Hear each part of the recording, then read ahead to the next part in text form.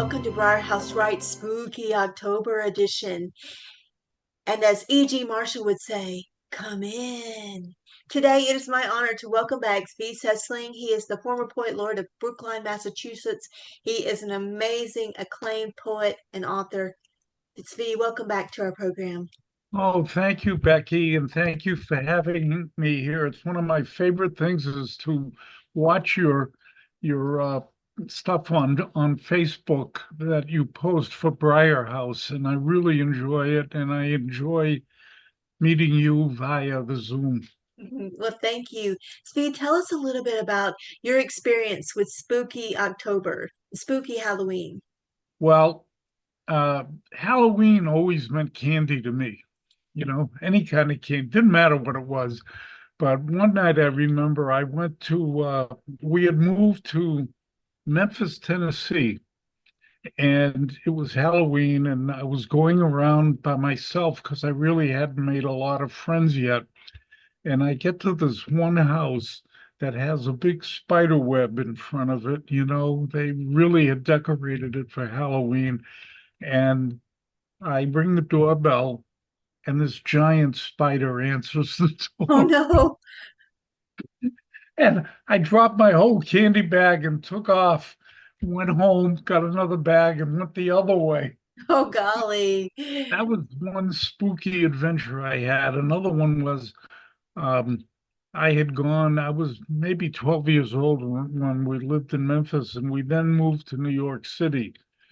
And there wasn't much you could do for Halloween in New York City, but I decided in my apartment building, I would go around and ring the doorbells.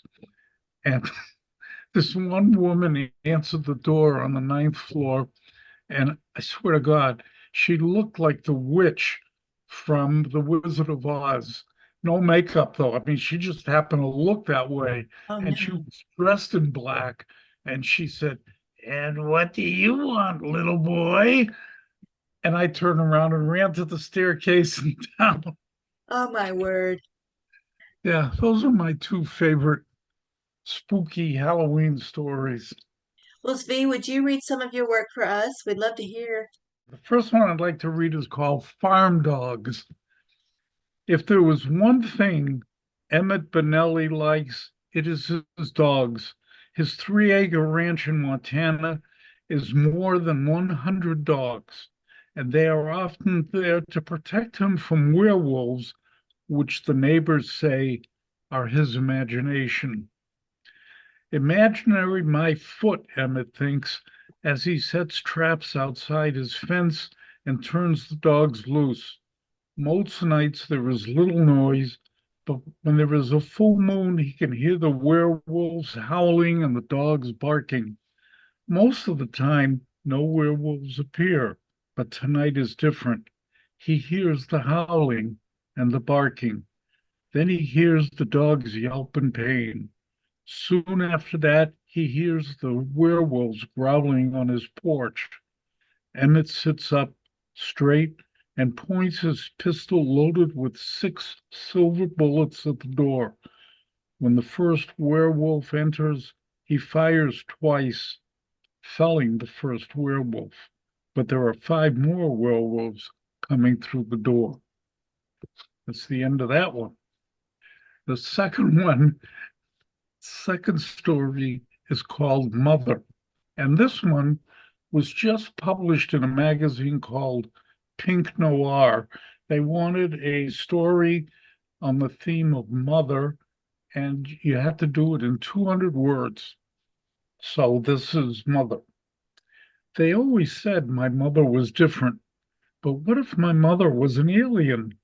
I mean, she looked like any other earthling with long blonde hair, dark brown eyes, and the kind of figure that made Earthmen turn their heads. However, she came from another planet. Seriously, there was a big to-do about a meteorite or a comet or something landing in Montana 30 years ago. They found a few pieces of it and some paddle-like footprints. About that same time, a woman named Jenny Reardon was hiking north of Fishkill. When she returned, her husband said there was something different about her.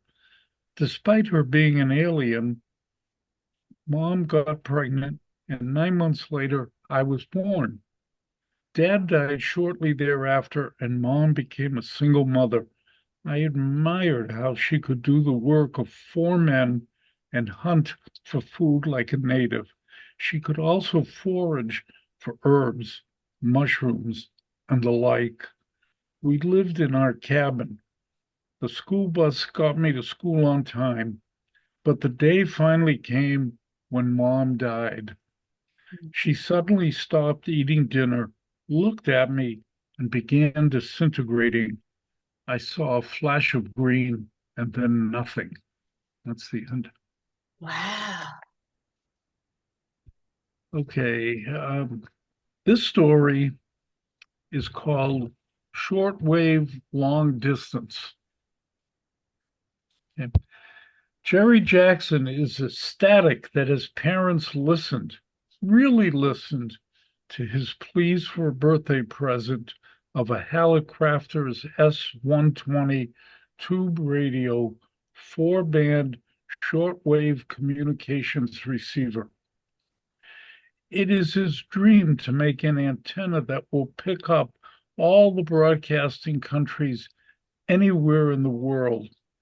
Jerry wants to have a QSL card for each country. A QSL card, back in the days when you could listen to other countries, you would send them a letter saying the day, the time, and the program that you heard on, say, Radio France. And France would send you back a QSL card confirming that you had actually listened to that station, and you collected them and put them on the wall. That's neat. So he wants to have a QSL card for each country. On the big day, he eagerly rips off the decorative paper, opens the box, and there it is, the exact gift. For the next few days, he erects a pole in the backyard with two crossing wood sticks so that the east-west antenna he builds brings in countries north and south. The other stick provides a north-south antenna that brings in countries east and west of his Jackson residence. He purchases copper wiring, strings it out of the bedroom window to the pole, splitting it so one half is north and south, the other half is east and west.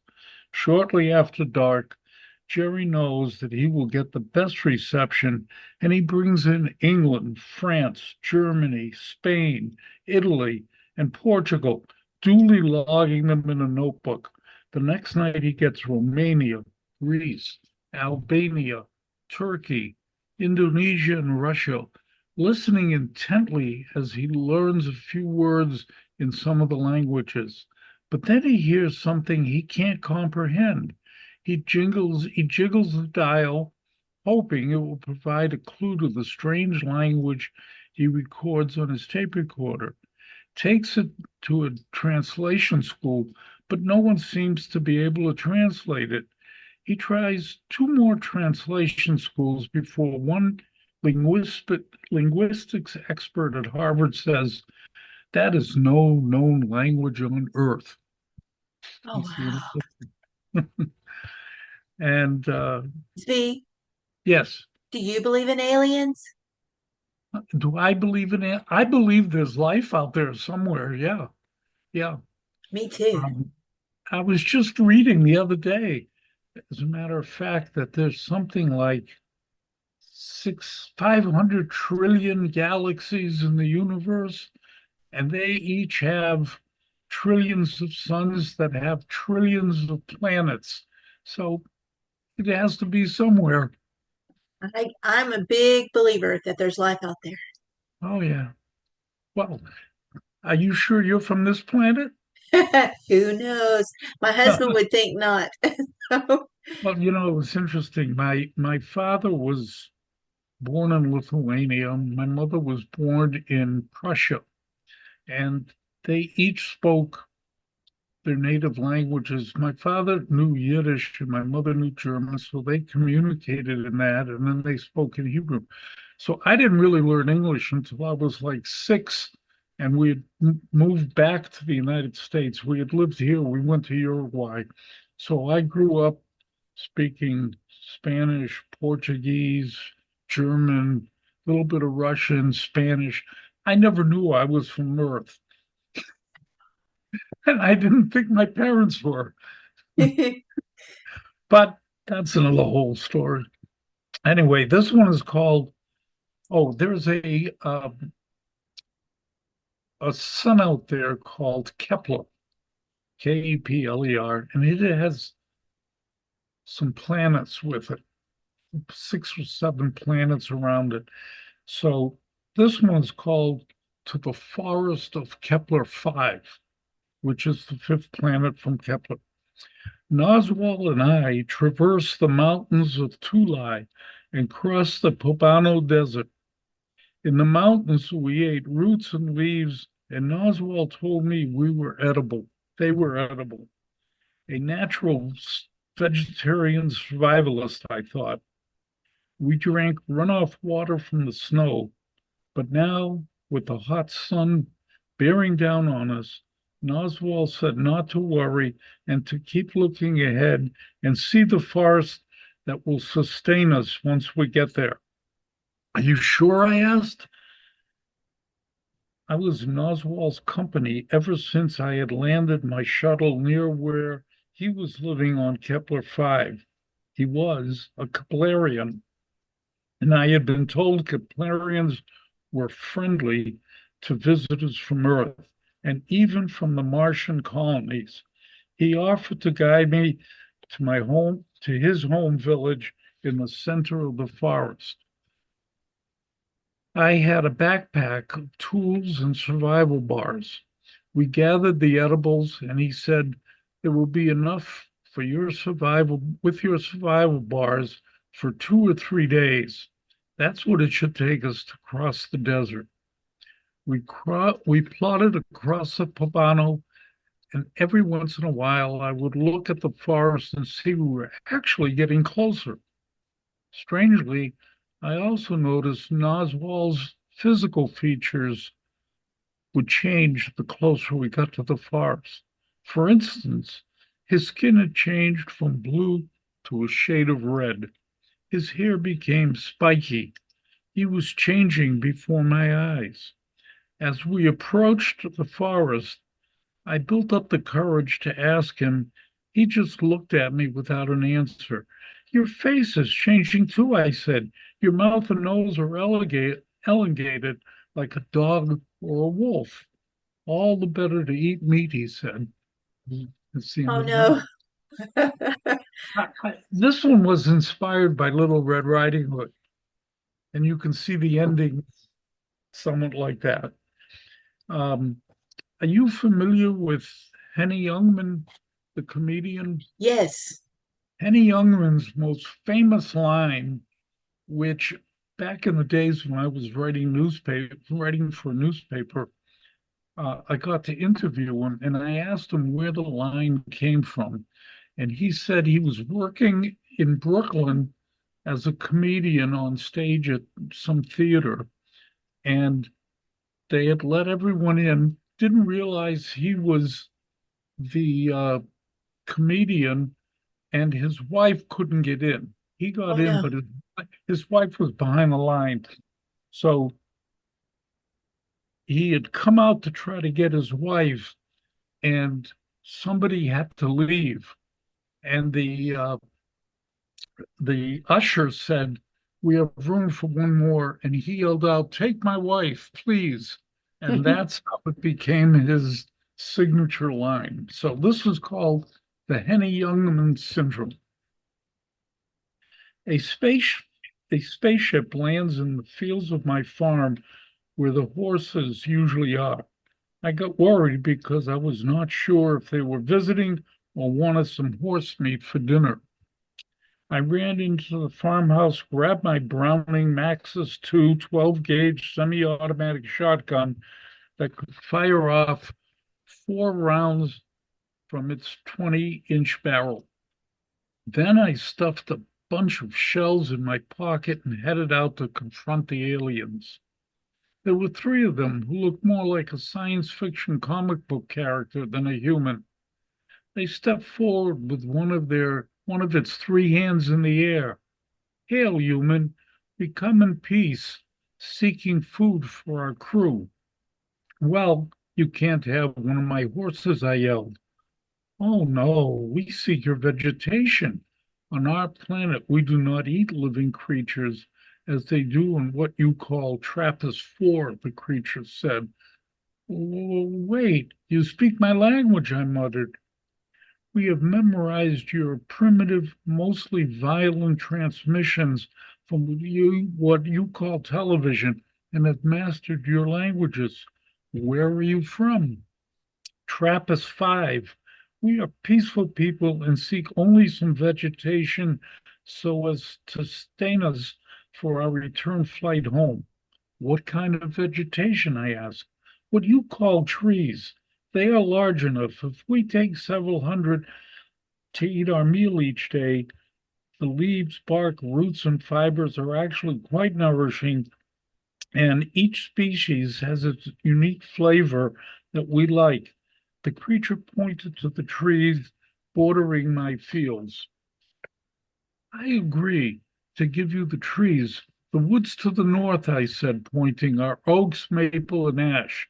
In the east are magnolia, birch, willow, and red maples.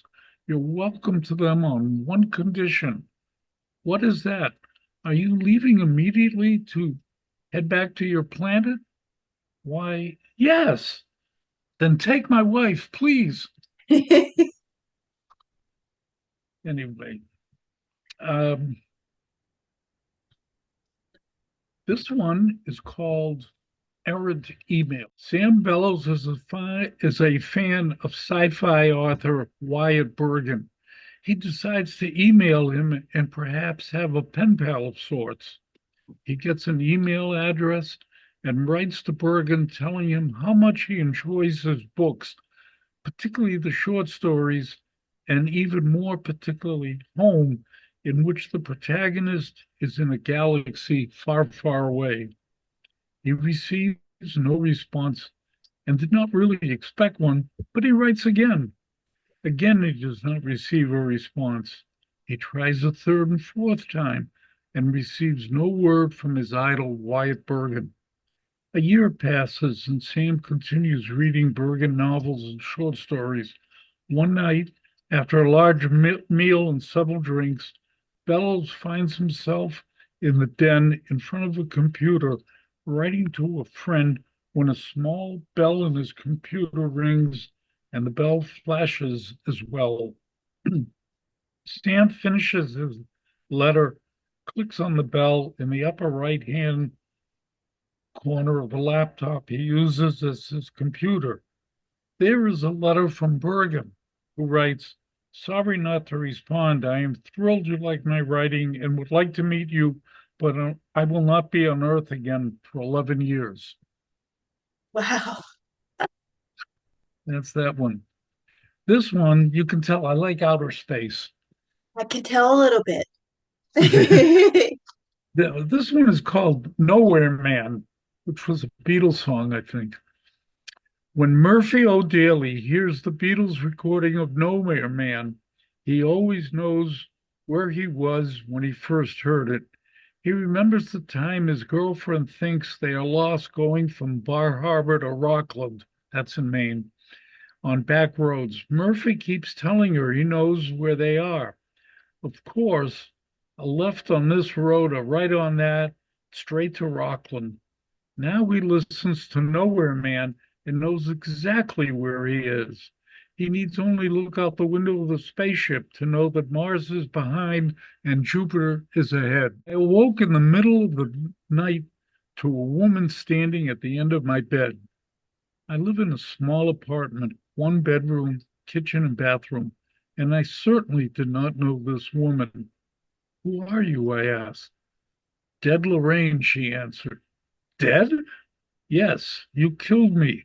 I was June, But here they renamed me Lorraine. June, I don't know, ever knew. A June, I answered, scared of the apparition. It was many years ago. You were 12. I was 19. So I didn't know anyone your age when I was 12. Certainly wouldn't have killed you. You don't remember, do you? I've killed a few people. My gang made me later at a bank robbery, but never when I was 12. You remember stealing your stepfather's car? Yes. You remember that turn and going up on the curb? Oh, yes. You remember taking that turn? Yes. Remember hitting that woman standing there waiting for the light to change so she could cross? Not really, but the police told me that I knocked down the light pole. And then they sent me to juvenile prison. Not punishment enough. I was bullied, beaten, and raped. Isn't that enough? No, you deserve more. What? Death like mine. At this point, I should note that I was sure I was having a bad dream, like Scrooge, perhaps from an undigested piece of meat, except I had not eaten meat for any of the three meals or snacks I had consumed that day and evening. I sat up straight and confronted her. Look, lady, what happened all those years ago was purely an accident, a preteen acting out. It cost me physically and mentally. I'm truly sorry as to what happened, but I paid the price. Not really, she answered. You are still here, and I am not. Well, at least ghosts can't kill me. Oh, but we can, she said. Perhaps not with a knife or a gun, but we have someone corporeal do it for us. With that, she faded into nothingness and left me to wonder and worry when and where, how and who. I had to admit myself I'd worried the rest of my days, no matter how many I had left. That's the end of that. That is a good story, Zvi. Thank you. Thank Zvi, you. thank you so much for taking the time to read those beautiful spooky stories with us at Briar House Writes. Okay, well, thank you very much for having me. I always enjoy seeing you, talking to you, reading for you, and whatever else. And you do a great job and keep it up. Well, Zvi, you're like my biggest supporter, and I just thank you so much. And I wish you the very best and safest. Happy Halloween. Happy Halloween to you. Woo!